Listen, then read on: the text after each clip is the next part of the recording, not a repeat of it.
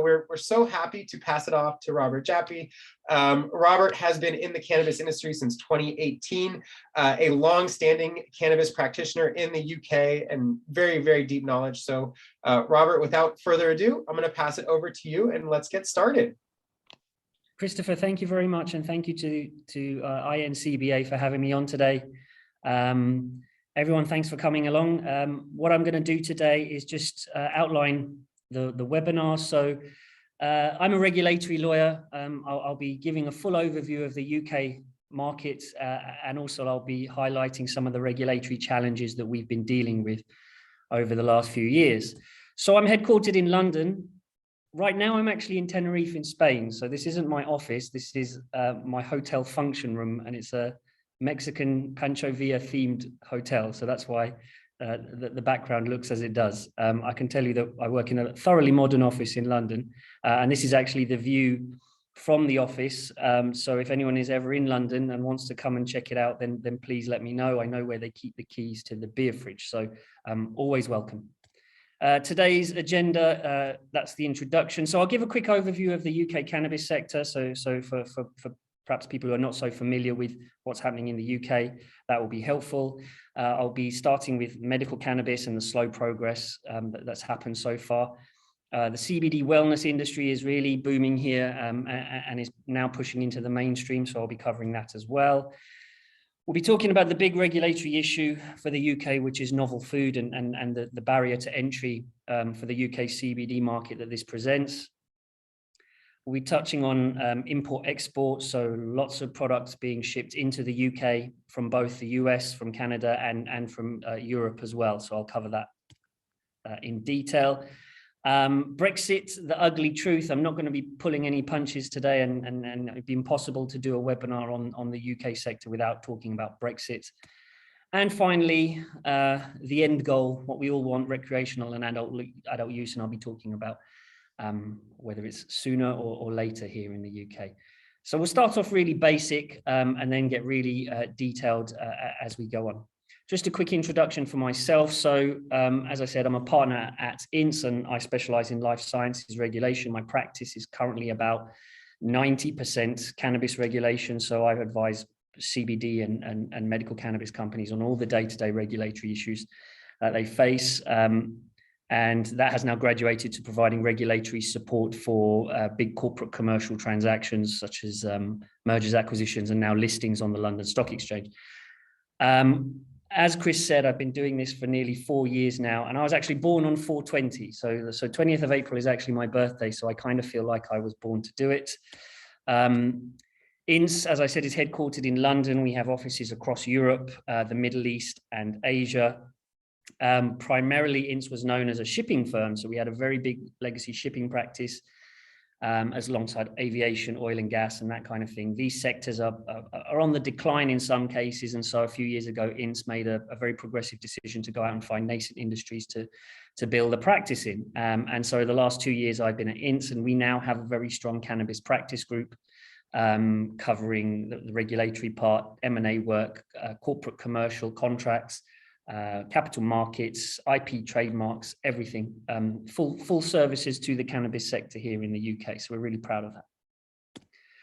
Right, very basic position here in the UK. Medical cannabis was legalized in 2018. We call it CBPMs, so that's cannabis-based products for medicinal use. The wellness sector, so CBD is really flavor of the month here. You know, we are starting to have conversations about other cannabinoids, and the benefits that they bring, CBG and that kind of thing. But right now, the whole industry is very much focused on CBD. And then rec, adult use, unfortunately, is not legal here. It is inevitable that it will be. If you had a crystal ball and can tell when it would happen, you'd be a very, very rich person. So we'll be covering all of these sections. So Chris specifically told me that my webinar had to be informative and educational as well as entertaining. So I'm afraid I'm going to dig deep into some of the legislation here. This is the main piece of legislation that we rely upon here in the UK. You can see it is 50 years old last year. And to be perfectly frank, it is not fit for purpose. It really badly needs updating.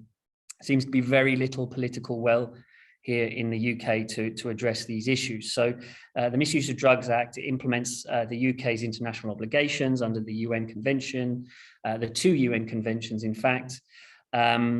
And we have a very clear definition of cannabis and which parts of the plant are controlled at section 37. So the parts of the plant that are controlled are all the best bits, basically: the flower, the bud, the leaves.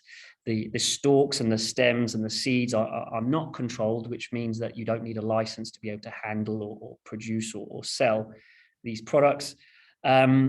The Misuse of Drugs Act makes no distinction between high THC or low THC. Obviously, in 1971, people weren't really talking about that kind of thing. And it classifies different drugs and narcotics according to the level of harm. So cannabis is a class B substance here. So it is in the second most serious category, class A being the most serious. There was a brief period in the UK a few years ago where it was reclassified to class C. That lasted all of about 6 months, I think, before it was bumped back up to B. So you can imagine this outdated legislation causes cannabis to be treated very seriously here in the UK. There was an update in 2001. So this is the misuse of drugs regulations, and effectively this implemented a licensing regime in relation to controlled drugs. So this sets out, whereas the Misuse of Drugs Act sets out the harm, this sets out the uses. So if you are a Schedule 1 drug, there is effectively no positive uses for your product. And you can't get a license to do anything with it. So as you go down, Schedule 2 is less serious, all the way down to Schedule 5, and each schedule has a number of uses that are permitted under a license. So that's all covered there. GW Pharmaceuticals, I'm sure everyone will have heard of them. They were able to secure the first cannabis cultivation licenses for commercial purposes nearly 20 years ago now. They had very, very good connections in government. They engaged British Sugar to grow on their behalf. So British Sugar had all the cultivation set up. They had the glass houses, they had the polytunnels, everything. And GW Pharma is a big UK success story. So it was purchased last year by Jazz Pharmaceuticals in the US for $7.2 billion. So there have been licenses available for the last 20 years to cultivate and to manufacture here in the UK, but they are very sparingly granted, and GW has effectively had a monopoly for a very long period of time. Right, so medical cannabis in the UK. November 2018, the UK government suddenly legalized medical cannabis, much to everyone's surprise. And it was off the back of a stellar media campaign, which was conducted here by certain organizations. And what was happening is mothers like Charlotte Caldwell here that you can see in the photo, they were going into Europe to places like Holland, the Netherlands, and to get cannabis medication for their ill children. And this is Charlotte's son, Billy. As they were coming back into the UK Customs, the Border Force officers were seizing the medications from them. They were taking them from them. And this obviously made front page news across the UK. It was a really big story, and public opinion swung very quickly behind medical cannabis here. The UK government had to do something urgently. The Home Office here had a 6-week consultation, which is a very short consultation, almost unheard of, and much to everyone's surprise, they legalized. So we were very, very happy about that. But since then, it has been real slow going. The market has not developed in the way that we would hope. And this is partly to do with the legislation. So this is how CBPMs are defined. I mean, it's fairly bland and generic. It is more in relation to the procedure for prescribing and issuing the products where the problems have arisen. There is a very, very big problem with access to medical cannabis here in the UK. So there are 5 specific conditions that medical cannabis can be prescribed for. So we have child epilepsy. So Charlotte Caldwell and Billy Caldwell on the previous slides, that these would be the types of condition that they were seeking medical cannabis for. We have multiple sclerosis. We have appetite enhancement for AIDS patients who are receiving treatment, nausea suppression for cancer patients who are also receiving treatment. And then finally, we have a catch-all at number 5, which is chronic pain. So these are the only conditions for which medical cannabis can currently be prescribed. We have 3 licensed products here in the UK. So Sativex and Epidiolex are GW's licensed medications. They've been through the full clinical trials procedure here and have been granted licenses by the UK government. Those are the only licensed products available here in the UK. We can prescribe unlicensed products. So these will be medications produced and manufactured and approved in other jurisdictions. And they would be imported here under the specials license regime. So things like Bedrolite from Holland. Doctors here do not like to prescribe unlicensed medications. It is effectively treated as a medication of last resort. So really, you have to have tried everything else before doctors will allow you to access the specials regime. So if you have a serious condition and there's 22 other treatments available, you may have to try all 22 before a doctor will actually agree to try medical cannabis. And this is obviously one of the big problems here in the UK. 7,000 patients last year received medical cannabis, legal medical cannabis. So that's 7,000 prescriptions issued and fulfilled. And that is a tiny, tiny amount compared to the demand here. There are hundreds of thousands of patients registered here in the UK that want access to medical cannabis. The size of the medical cannabis market in 2021 was £15 million, which is really pathetic, given that this was legalized in 2018. So you've got lots of medical cannabis companies here. They've received huge amounts of investment, and they're all fighting over £15 million of revenue. So you can imagine they are not very happy with how things have progressed. The expectation is that 7,000 is going to increase to about 30,000 this year, which is great. But again, it's still a way short of where we want to be. So what's the answer? Well, a number of our politicians introduced a new piece of legislation, the Medical Cannabis Access Bill. And obviously this bill was supposed to help increase access. And it was only 2 or 3 proposals, nothing controversial, allowing general practitioners, GPs, or more general practice doctors to be able to prescribe rather than specialist consultants.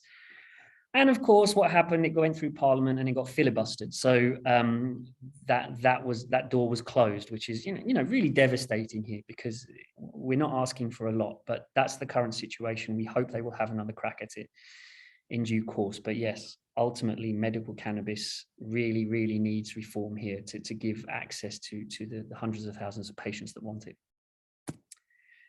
CBD, on the other hand, has been doing very, very well. So even though we're not in Europe anymore, the UK, and I'll touch on that in more detail later on, the UK market has been described as the second most lucrative market globally, behind the US, for CBD. And the expectation is that there will be £1 billion, $1.3 billion US spent on CBD by 2025. We've had some regulatory issues. So in 2018, an organization called the Centre for Medicinal Cannabis did a study. They went out and bought 30 well-known CBD brands and ran them through a bunch of testing, and the results were pretty appalling. Some of these well-known brands didn't even have any CBD in them at all. So the sector has been highly unregulated for a long time. Lots of companies have done well and made lots of money during that period. But ultimately, these reports of poor quality products and misleading products meant that regulation had to be introduced. And I'll touch on novel food in more detail, because it's really onerous for CBD companies. At least now the position has been resolved. So whilst novel food wasn't desirable by a lot of the industry, it at least gives the UK a very clear route to compliance. So now, in the next couple of months, we should be able to tell clearly whose products are compliant and whose are not. And we hope that this will be a platform for the industry to grow even further. So, this type of regulation will hopefully bring consumer confidence and market stability, which is what we all want. So novel foods, I get a lot of requests for details on how to access the UK market. So I'm going to cover novel foods in a bit more detail than I would other issues, because it is a real hot topic at the moment. What is a novel food? So regulation EC number 258 from 1997 from the European Commission defines novel foods as a food that has not been in regular human consumption prior to May 1997. So if your product wasn't being consumed regularly prior to that date, then it is considered novel. And that means there are onerous regulatory obligations placed upon you. Food business operators, and so this only applies, bear in mind, to tinctures, gummies, capsules, vapes, and cosmetic products are not under the novel food regime. But anyone wanting to sell a novel food in the European Union can only do so after they have achieved full marketing authorization. This is a very long and expensive process. To get full marketing authorization is difficult. And in fact, no European marketing authorization has been granted for CBD as of yet. So how are products able to be compliant? Well, I'll cover that shortly. So there is a list of novel foods, this is held by the European Commission, and it is regularly updated. So here you have cannabis sativa L, or hemp as we know it, and it's got a green tick, which means that it is not a novel food. So you are free to sell and possess without the requirement of a novel food license. And that makes sense because obviously hemp has been in the human diet for hundreds, if not thousands of years. So the hemp plant itself is not novel. If you squeeze the juice out of it in a cold press oil, that is also not novel. However, this was the updates which caused the start of all of the problems. Individual cannabinoids in their isolated form are considered novel. So your CBD isolate, even your CBD distillate will be classified as a novel product.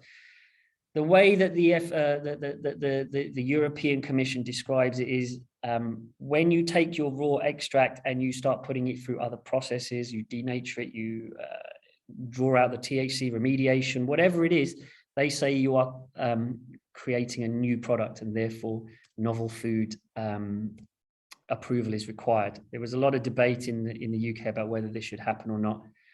I was very much against it, but it's happened now and we've all had to get on board with it. And as I said, hopefully it will give a platform for the industry to continue with its success to date. Article 10 gives the procedure. Now, just to be clear, this is not a legal submission. When the UK regulator announced their novel food regime, I thought, happy days. I can work with a regulatory consultant or a laboratory. I can manage all these novel food applications. I can make loads of money. I can add my uplift on it. As soon as I looked at Article 10 and started considering what was needed for a novel food submission, it became very clear very quickly to me, this is not something for lawyers to be messing around in. This is a highly technical, scientific and regulatory submission. There is, of course, a legal aspect to it, but it is minimal. So I made a very sensible decision not to be messing around with that. So I'm very, very pleased to say that I'm sleeping very well at the moment because I'm not managing anyone's novel food submission. This is the reason why the UK has now set itself apart and given a very clear route to compliance for CBD. This is a graph I've taken from the Association of Cannabinoid Industries, which is one of the main trade bodies here in the UK. And this is the required data for a novel food submission. So you can probably understand why I decided this was not something for me to be messing around in. And the big expensive part is the toxicology assessment. And the expectation is these are studies conducted in a laboratory. They will take 8 to 9 months to complete. You've got stability assessments, you've got shelf life, you've got ADME assessments, which is rodent testing again, so it's a very, very expensive process. The FSA, this is the Food Standards Agency. So this is the UK regulatory body that's managing this process, and I'll speak about them a bit more in detail at the next slide. As we left the EU, we were no longer subject to the EU novel food process. So the FSA implemented a UK regime, and they started from the 1st of January 2021 when we were no longer subject to EU regulations.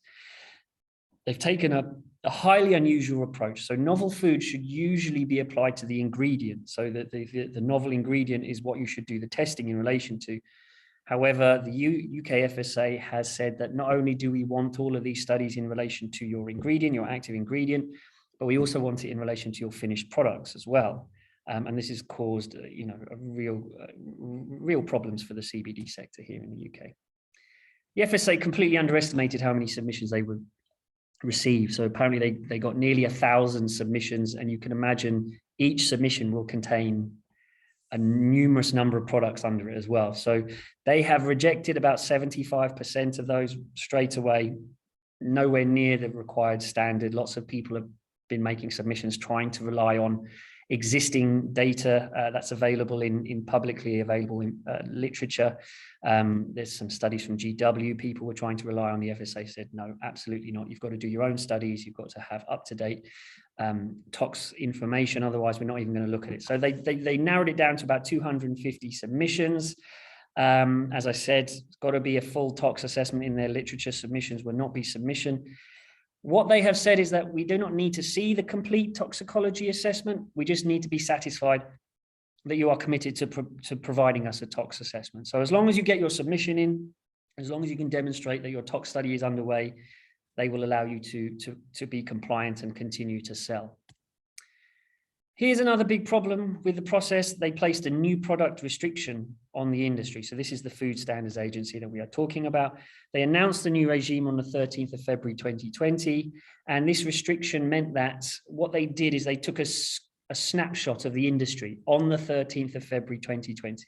And they said, we will not allow any new products on the market until full marketing authorization has been achieved. So effectively what they said is, you guys shouldn't really be selling. Your product needs marketing authorization, which you don't have, but we accept that the industry is established. We realize that we can't force you all to stop selling. So we're just going to get you guys who are already selling with your products on the market to focus on achieving novel food compliance. We will allow you to sell. So that means if your product was not on the market prior to 13th of February 2020, then you will not be able to benefit from this exemption, which allows CBD products to continue to be sold here in the UK.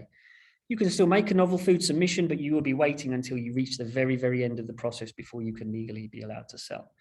And again, this is not great for the UK CBD industry. The FSA accepts it will kill innovation in the sector. You will not have new brands entering the market for a period of time.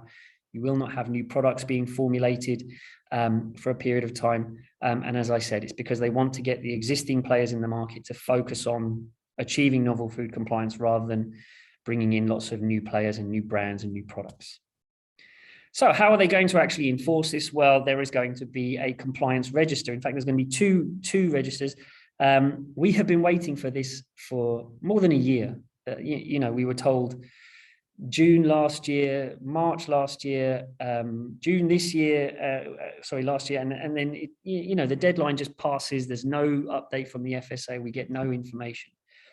The last update from the FSA was before the summer, whatever that means. So I'm taking that to mean April, May, if we're lucky. I'll believe it when I see it, to be honest. What these lists mean is if your product is on those lists, you are able to continue to sell legally here in the UK. There'll be two registers. There'll be one for validated submissions. So these will be submissions which have the full tox data completed. And there will be an on hold list. So these will be submissions where the tox data is being completed but hasn't been finished yet. As long as your product is on one of those registers, you can continue to sell legally in the UK. If your product is not on those registers, then you can expect to receive trading standards enforcement. What that means is any product not on those registers, local authority trading standards could either come into your store and take the products off the shelves, or they could ask you to shut down your website if you're selling through your e-commerce platform. We are waiting to see how much enforcement actually takes place. We are expecting widespread enforcement because you can understand a lot of these CBD companies have spent huge amounts of money on these novel food submissions. You would be really upset if you went through the process, you spent all that money, and then one of your competitors who didn't bother was able to carry on selling as they wanted and no action was taken against them. So we are going to probably see quite a lot of snitching going on, which I don't condone, but I think it is just going to happen. Compliant companies will be pointing out non-compliant companies to the local authority trading standards officers and asking them to go and do something about it. Again, we're waiting to see what happens with these lists, and they are currently being updated. So successful companies are now being placed onto these lists. Crazily, they're not doing it all in one go. They are just admitting people as and when they've looked at their submission. And so the people who get on the list earlier have a big advantage over people who get on the list later. So it's been a real mess, to be honest, the whole process. Right, import-export is a big part of my practice. And why am I talking about this? Well, crazily enough, all of the CBD being sold in the UK is imported. It is either imported from the US or from Canada, or it is imported from Eastern Europe or other areas where CBD is extracted. And the reason why all of it is imported is because we are not allowed to extract CBD here in the UK. We can apply for a license to cultivate hemp, but we're only allowed to use the non-controlled parts of the plant. So as I said before, the stems, the seeds, the stalks. And as most people will be aware, you can't really get great CBD from those parts of the plant. And this will be a condition to the license. The flower and the leaf material must be destroyed before it leaves the site. It cannot be used for anything, which, you know, is mental because it's the best part of the plant. And British farmers are being placed at a real disadvantage here because, you know, our European counterparts, our friends in America, they can all use the whole plant, they can extract, and they get to sell to the UK market. So that's why the UK is attractive, because we actually can't make any of our own CBD. This is enforced, you know, quite rigorously. The Home Office grants the licenses, and Hempen was a UK cultivation company that had a license, and for whatever reasons, the Home Office declined to renew their license without any warning, and they had to destroy all of their crops in the field. It was, you know, it was a really, really sad story, just a crazy situation. So even though we can't extract, we obviously have a very popular CBD market here, and this is the legal mechanism that makes CBD lawful here in the UK. Hemp-derived CBD, you know, it's accepted. There will be trace elements of THC. Even the best remediation processes won't be able to take out all of the THC. So this is the piece of legislation that we rely upon in order to have legal products here in the market. And I don't think it's an exaggeration to say that this tiny piece of legislation effectively forms 75% of my practice. If it wasn't for this piece of legislation and the numerous interpretations on it, I probably wouldn't be able to be a cannabis lawyer full time. It's that important. And effectively it allows 1 milligram of controlled drug within a CBD product without a license being required. So if you're over that 1 milligram rule, then you should be getting a Home Office license, which they won't give you. So we can't have any THC in our products. I know in the US and Europe, they have 0.2% THC or 0.3% THC. We only use 0.2% for cultivation. So hemp strains, which will have a 0.2% THC yield, those are the only strains that we can use for cultivation here. That 0.2% level does not transmit through to finished products. We rely on the 1 milligram rule. It is utterly untested. There are numerous interpretations of it. There are no case precedents. There's no Supreme Court judgment on what this actually means, or even whether it can be applied to CBD. So what we do is we take a strong position. We say we're using it. And this is a lesson I learned from the US, you know, where there has been gray areas and there's been a lack of clarity in relation to certain positions. We do what the US guys do. We take a strong position and we keep repeating it and keep repeating it and keep repeating it until eventually everyone says, okay, well, that must be correct. And this is exactly what happened with Regulation 2. I've actually been at conferences and events. I've had people come up to me and wag their finger in my face and say, oh, you're the lawyer that gives the wrong advice. You're telling everyone we can rely on Regulation 2.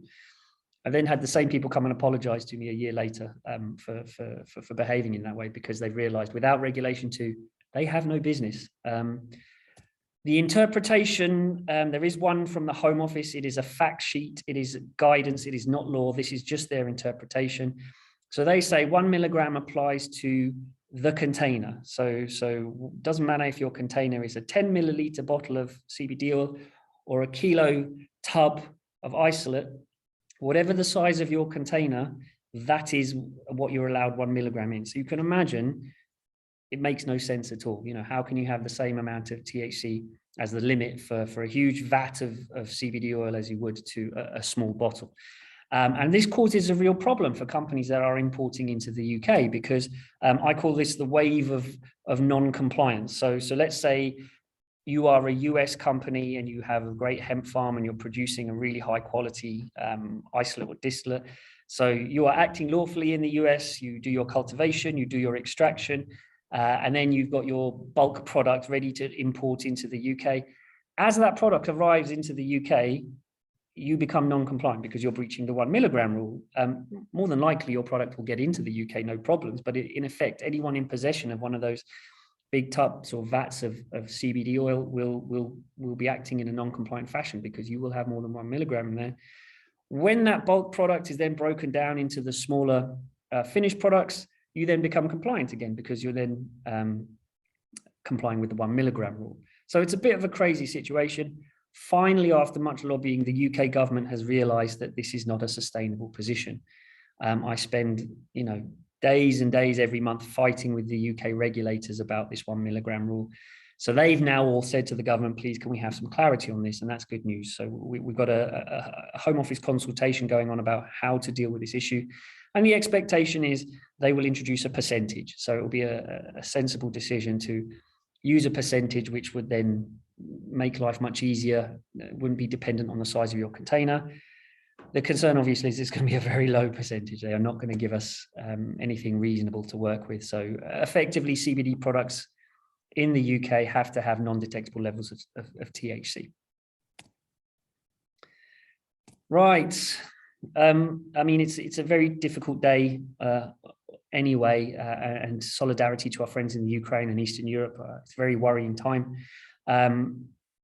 I think cannabis is inherently political. The prohibition of cannabis that continues in most countries is a political issue. And so that's why I'm going to talk about Brexit, because it's really important to the UK market. Cards on the table, I was very much against Brexit. I'm not going to pull any punches today, but I think if you didn't know already, it's a very, very divisive issue here in the UK, similar to that of Republicans and Democrats in the US. The country is split. And it's a very, very difficult issue to deal with. So in 2016, there was a vote put to the UK public. Do we want to stay in the European Union? Bearing in mind, we've been part of the European Union and one of the major players in the European Union for the past 40 years. So it was a huge decision. Crazily enough, the UK public voted to leave. I mean, it was a huge shock result. As much of a shock as perhaps Trump winning the presidency. Nobody thought we would vote to leave. All of the polls said we would vote to remain. All of the newspapers thought we would stay in. So when this result came out, it was a massive, massive shock. And this is how the country was divided. These are the areas which voted leave and remain. You can see the entirety of Scotland has been dragged out of the European Union against its will. Scotland wanted to stay as part of the European Union, but because the rest of the UK voted in favour, they've had to leave as well. So you can imagine the problems that this has caused. 4 years later, there was still huge debate on what did Brexit mean. Were we going to just leave the European Union but still follow their rules? If that was the case, then what would be the point? Or are we just going to tear up 40 years of legislation and cooperation and start from scratch? Deep negotiations, okay? So on the left-hand side, as you're looking at the screen, that's Lord David Frost, our chief Brexit negotiator. This mess of a human here is our Prime Minister, Boris Johnson. I mean, he's a Prime Minister. Get a suit that fits you, please. And then on the other side, we have Ursula von der Leyen, who is the European Commission President, and Michel Barnier, who was the EU's chief negotiator. And I mean, just look at the difference here. I know whose side I would be backing in any negotiation with these two. It's just embarrassing. We have very strange media here in the UK. They treat Boris Johnson like some kind of hero and Brexit as, this great setting free of the UK. And in reality, it doesn't work like that. So there was all of this stuff about, will he get a deal? Won't he get a deal? And then, very, very close to the deadline, Boris Johnson was successful and got a deal with the EU. This was a deal on how the future relationship will look. And this is the EU Trade and Cooperation Agreement. Let's make no bones about it. This is a thin deal, okay? So on the right-hand side with all the green ticks is all of the benefits that the UK enjoyed whilst a member of the European Union. And the column on the left-hand side is what we enjoy now under this deal. So why am I telling you this? Well, because of the nature of Europe and the UK's CBD industry, import and export tariffs and non-tariff barriers are very, very important. The good news, if you can call it good news, is that this was the very first zero tariff, zero quota free trade agreement the EU have ever agreed. So they certainly gave a lot of ground to the UK, and so there are no tariffs on UK products. However, crazily enough, the UK has inserted a trade border within its own territory, which the previous Prime Minister said no serious government would ever sign up to. Why would you divide your own territory? Boris Johnson did agree to it. And so now Northern Ireland, which is actually part of the UK, effectively is under the same trade regime as the EU. The EU has been gifted Northern Ireland, which is just crazy, but there we are, that's Brexit. So why am I bringing this up?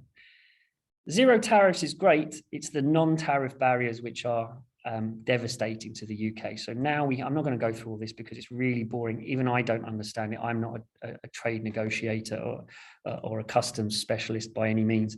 But this basically means these are now all of the customs impositions placed on UK businesses that want to export their products into the EU, and also vice versa. All of our friends in the EU, they now have to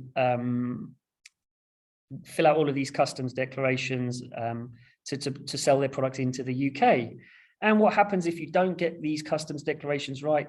You get tariffs. So although the deal is zero tariffs, the non-tariff barriers are so complicated that a lot of people have just given up trying to ship between the two. So how are things going? Well, there you go. Supermarket shortages. A lot of big companies are just saying we can't be bothered to ship to the EU anymore. Disruption to food and supply chains. It's a nightmare. But look, that's the problem with Brexit. You cannot weaken your political and economic ties with your nearest friends, neighbors, allies, and trading partners and expect to be better off. It's just not possible. And particularly at a time like now when we should be standing shoulder to shoulder with our friends and allies in the EU, there is a lack of trust now because of the way the UK has behaved. So it's not a good situation. I hope that the political regime will change here and we can build a better relationship with our EU counterparts, because that's really the best thing for the UK. Another problem, it seems like I've been talking about a lot of problems with the UK industry, but this is a really, really important one because it impacts upon the corporate transactions that really we all like doing. Yes, I'm a regulatory lawyer and I love advising on regulations, but the really exciting stuff is the M&A work and the capital markets. Let's be frank. Proceeds of Crime Act. So this is a really draconian piece of legislation that was introduced into the UK 2002. It is widely relied upon by the UK authorities, and it effectively flips the burden of proof in a criminal process. So if you are accused of a crime, whether it be a robbery or whatever, the burden of proof is on the Crown Prosecution Service, our equivalent of the DOJ or something like that, to prove their case. You know, I don't have to say anything. Prove it. If you think I robbed someone, prove it. Proceeds of Crime Act flips that. The UK can say, right, I think your house, your car, your money, your business has all been funded by criminal activity. You have to prove to me that it isn't. So you know, they can seize cash and assets from people, and those people then have to prove that the cash and assets came from legitimate sources. If you can't, then you've lost it. And you could also be charged with money laundering offences, which is really funny given that London is awash with Russian money. How they're going to solve that one, I don't know. So this creates a problem for the cannabis sector. So it is an entirely theoretical risk, okay? No one has actually been arrested or prosecuted to date, but it is a risk that every cannabis transaction has to deal with. Here's how it works. Because recreational or adult use cannabis is not legal here in the UK, the theory is that money derived from those activities overseas, even if it's conducted under a license, let's say in Canada, those funds could be treated as criminal property as it enters the UK. So for example, on a deal where Curaleaf, the big American MSO, purchased EMAC Life Sciences, which was the biggest medical cannabis company here in the UK. The deal was for $285 million.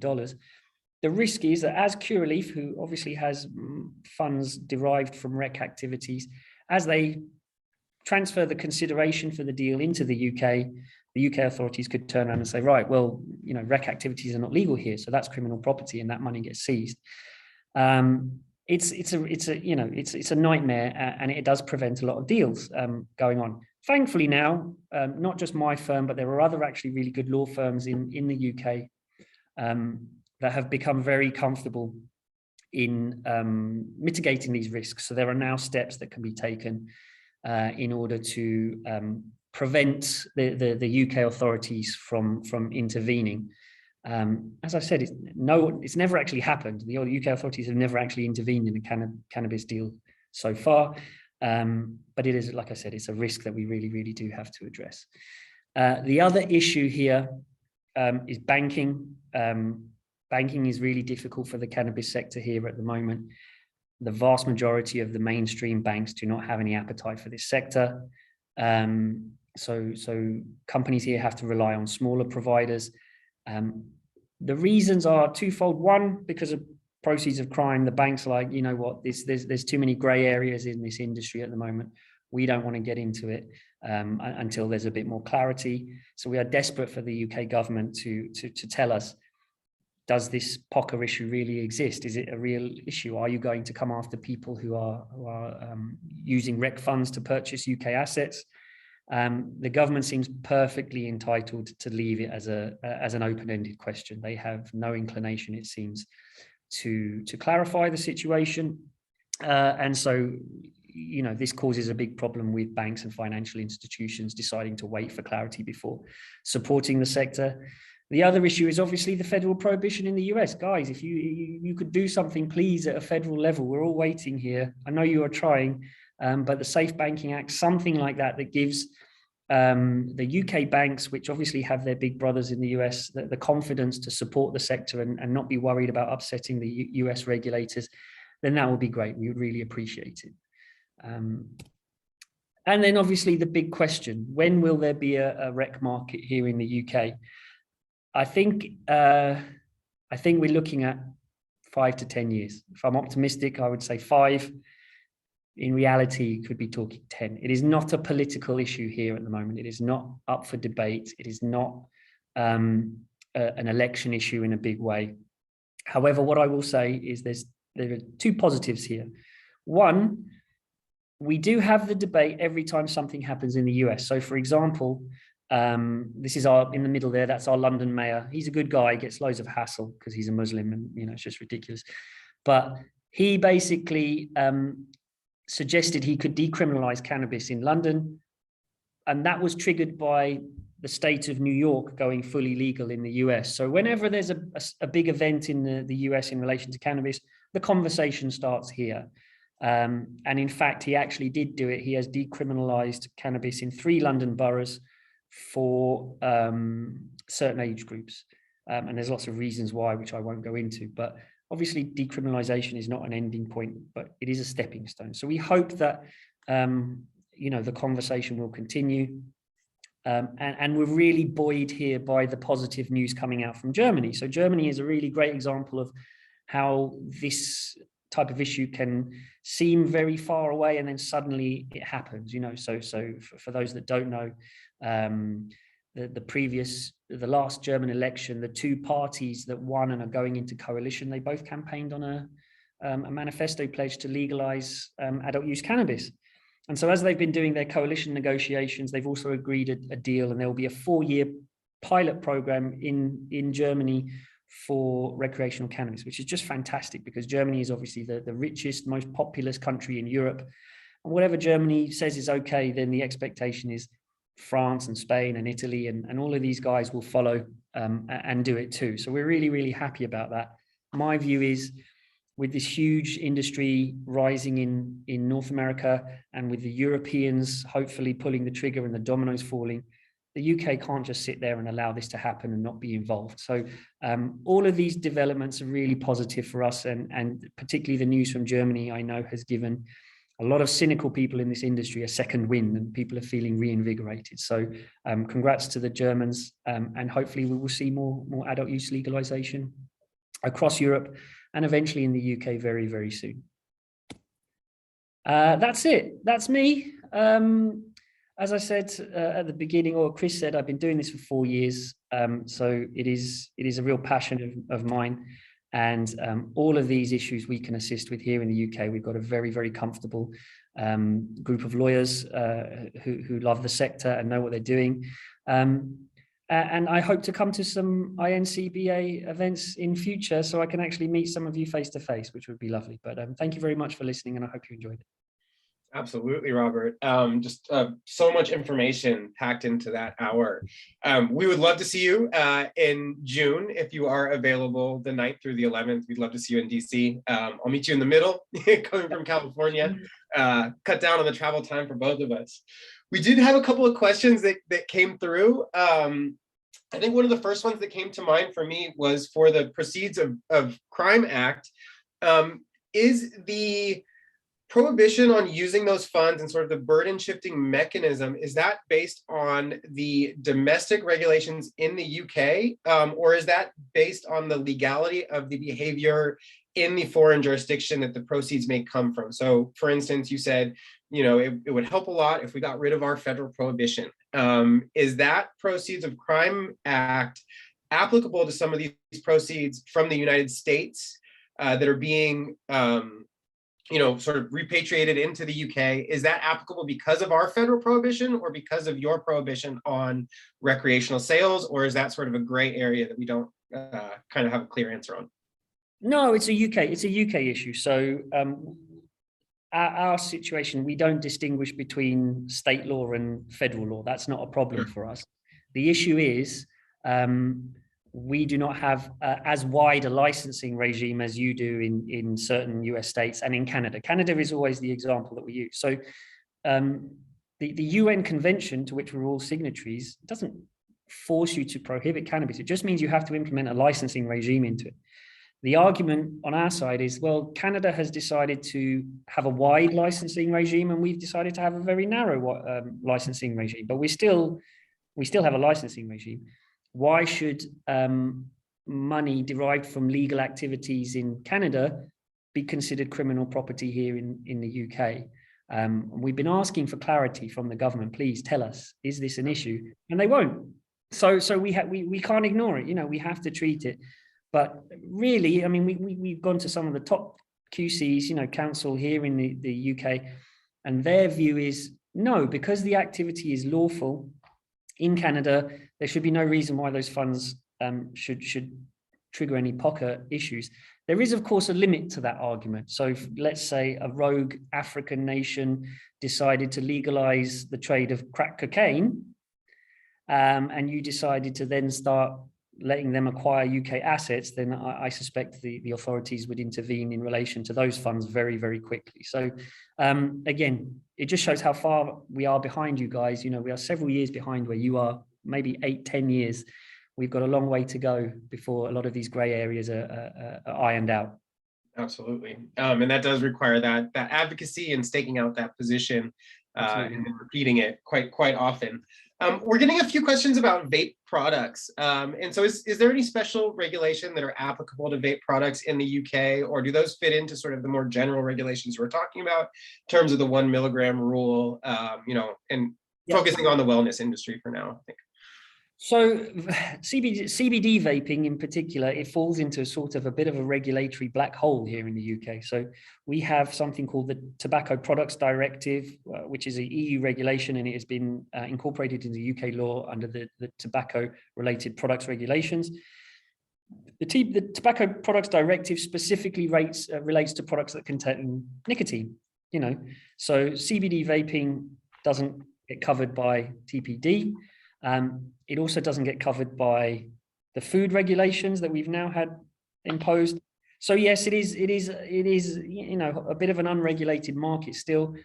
What I say is just rely on the same stuff we do for food. So yes, we apply the 1 milligram to vaping, and you know, you'd have less than 1 milligram of controlled cannabinoids per vape cartridge or something like that.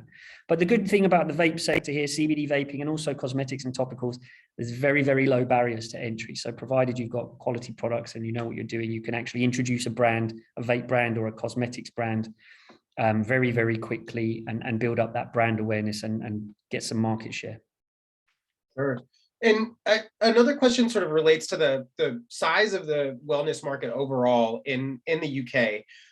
Again, sort of referencing this 1 milligram limit here, it seems like the regulatory burdens currently may be a sort of an impediment to the growing size of the market. I know that it's sort of commonly believed that the UK wellness market could just sort of be second only to the United States in terms of CBD.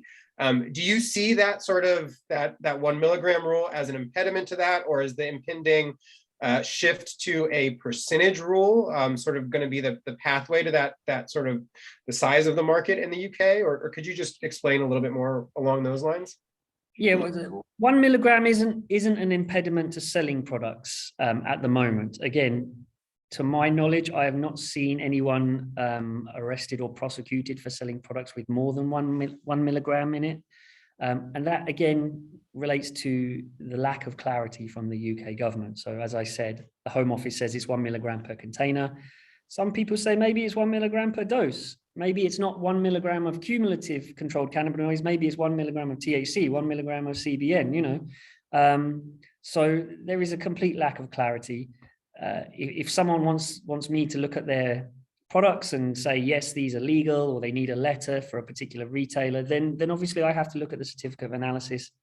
And if I'm satisfied there's less than 1 milligram of THC per container, then I will give it the green light. So unfortunately, we have to deal with it. But again, there is so many different interpretations that it doesn't really cause too much of a problem. There is always a solution and a route to market at the moment. Sure. And then especially, you know, it does seem like it's a much larger problem, like you're saying, with that rule applicable to imports that, you know, could be in much larger quantities, and that it really doesn't make sense from a functional perspective. Yeah, and also look, just adding on to that, there is no standardization of testing or testing methodologies here in the UK. So even if a regulator writes to you and says, we think there's more than 1 milligram in your product, you say, well, I don't agree with your testing methodology, you know, and that's what happens. You know, so there's very little enforcement in relation to that. But again, we have to deal with it. Sure. One of the sort of the common, well, I not to say common, but one of the things that I've heard talk of that I don't have any personal experience with is import export into the EU by UK owned companies from Canada into other sort of, you know, functioning markets like Germany for the medical markets. Can you tell us, you know, anything about sort of some of those business structures that you're seeing, or maybe what some of the utility is behind using a UK company to engage in some of this activity? Yeah, so for the medical market, under EU regulations, medications have to be manufactured in an EU GMP certified facility. So if the way it works is, in fact, the cannabis itself that is used in manufacturing the medication doesn't have to be grown in an EU GMP facility. It is the finished product has to be manufactured. So the benefit to maybe setting up a UK company or an EU company is that you can have your facility there where they do the manufacturing. That will have EU GMP certification, and then you can still use cannabis imported from the US or Canada, which has not been. Again, this is the problem with Brexit. The UK used to be a lovely jumping off point for Europe. You could do all of your business in the UK, you could export to all of these other 27 different countries, and now it's not the case. Now, I would advise people to have parallel operations. You need your UK company and your UK business set up, and then you need an EU company and the EU setup. It's additional costs, but ultimately it's the easiest way, because you can ship direct from the US or Canada to consumers or whatever you want to do. It is much easier now with all of the sort of non-tariff barriers and regulatory burdens that I was talking about, to have your own UK company, ship to that UK company, and then distribute into the UK from there, or ship to your EU company and then distribute through the EU from that company. It does make life a lot easier. Yeah. And that you took the words out of my mouth. I was going to ask if Brexit has complicated that situation. So it sounds like Yeah, it has. well, I have to say we're very lucky here in the UK because we are, again, a wealthy country, a populous country. You know, we've got 60 million people spending a lot of money on CBD. Most companies will say, look, we'll deal with the regulatory issues. You know, it's a hassle, but we still want to be in the UK. So we're very fortunate in that respect.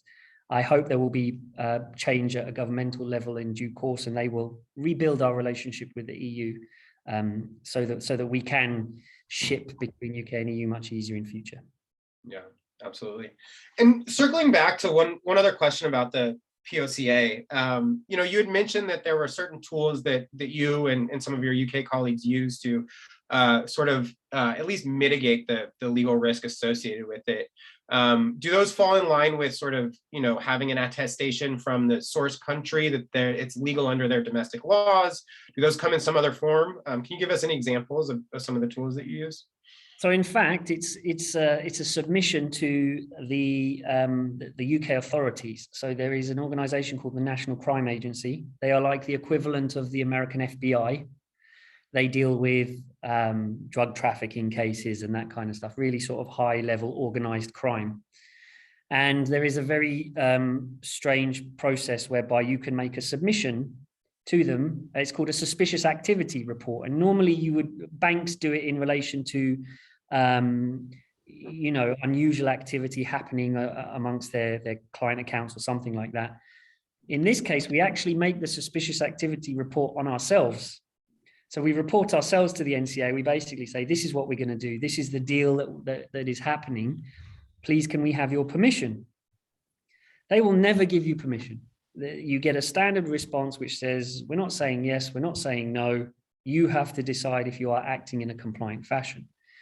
And effectively, if they don't object within 7 days, so if there has to be an express objection, if they don't object within those 7 days, you have deemed consent. So you are able to proceed. And in fact, this is a defense further down the line. If they come along and say, what's going on here with this money? You can say, we told you, and you said you didn't object, so we're good to go. It's just a very uncomfortable situation when you start having to explain to clients that we're going to make a suspicious activity report on ourselves. You know, it doesn't sound great, but like I said, we're very comfortable doing it now. We do it quite regularly. It's not a problem.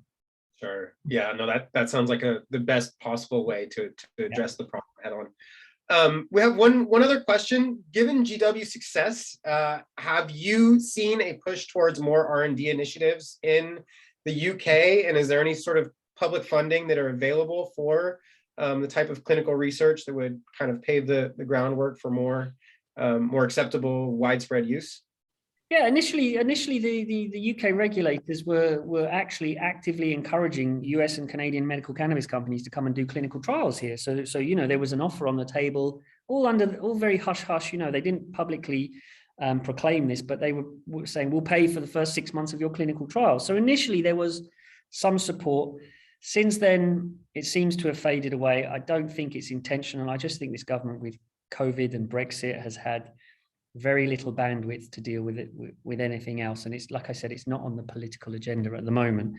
In terms of actual R&D companies, I mean, GW is a real success story.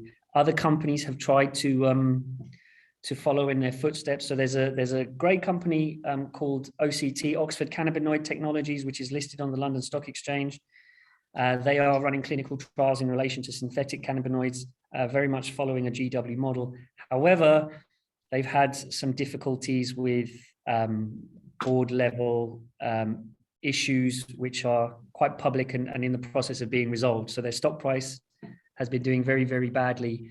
But then so has everyone's, to be perfectly honest. So they're not outliers in that respect. But a lot of people are now pushing on to do more on our R&D projects. And in fact, an R&D license here to look at sort of controlled cannabinoids and their effect on certain conditions is highly desirable. And we're helping a couple of people get those licenses at the moment. Yeah, absolutely. You just mentioned sort of the lack of political will given the larger climate, the pandemic, Brexit, everything else that's going on. And in the last couple of days, obviously, we've seen sort of a shift in the geopolitical dynamics. I know that this is a hard question at the moment, but in terms of that 5 to 10 year horizon for full legalization in the UK, for some of these sort of incremental changes in the interim, how do you see the emerging conflict with Russia affecting sort of the prioritization of the cannabis markets in the UK? So we are expecting some fairly dire financial issues here. That was even before the Ukraine Russia issue. With COVID and Brexit has had a big toll on the economy. A lot of these difficulties are being covered up at the moment. We had a furlough scheme which paid people who weren't able to go to work. Perfectly normal, lots of Western countries have implemented these schemes, but we've also had an insolvency moratorium, which has been rolled over, so you can't actually wind up a company here at the moment.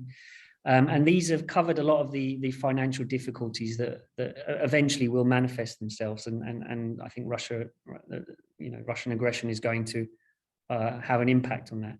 The flip side to that is, London is the financial center of Europe. Early last year, the UK Financial Conduct Authority opened the books for cannabis companies to list on the London Stock Exchange, and a few early ones had great success. There's still a lot of liquidity in London, in the capital markets, and people are still very keen to get that listing and raise money through the public market. So I think we will still see lots and lots of cannabis companies listing this year, which is very, very exciting for us. But ultimately, these financial difficulties, it will be the same as other countries across Europe. Governments will need job creation, they will need tax revenue. Cannabis is a no-brainer on both those issues. And as we see Germany, we see how many jobs they will create, how much tax revenue they generate for the government. All of these other countries, France, Spain, Italy, they will be watching very, very closely to hopefully follow in their footsteps. Sure. And then one more question. I know that I'm keeping you a little bit late, and then it's getting quite late for you. But you did just mention capital markets, and so I have to ask you, what is the status of access to capital markets for plant-touching companies in the UK, whether they are domiciled in the UK or abroad, and maybe a country that has a more accepting federal policy like Canada? As long as your business operations, not just in the UK, but globally, are if you're only involved in medical cannabis and CBD wellness products, then it doesn't matter if you're touching the plant or not. There is no barrier to entry. Any rec activities, anywhere in the world, you cannot list on the London stock markets. It is that the POCA issue again arises. So lots of companies have decided that 4 to 6 months of hell of going through the listing process to raise capital is preferable than maybe 12 to 18 months of a long, difficult private equity raise. So it is very attractive here, but the regulatory obligations of proving that your global operations are firmly within medical and CBD is difficult. It adds to the cost. You can imagine if you have a company that's operating in 10 different jurisdictions, that means 10 different law firms, all providing an advice. You can easily add £100,000 in costs to whatever you were quoted just to get these legal advices from overseas. Great for us lawyers, and I do reach out to people within the network to help me with these advices, but not great for the client's pockets. Absolutely. Well, I think I've stolen enough of your time today, Robert. I really, really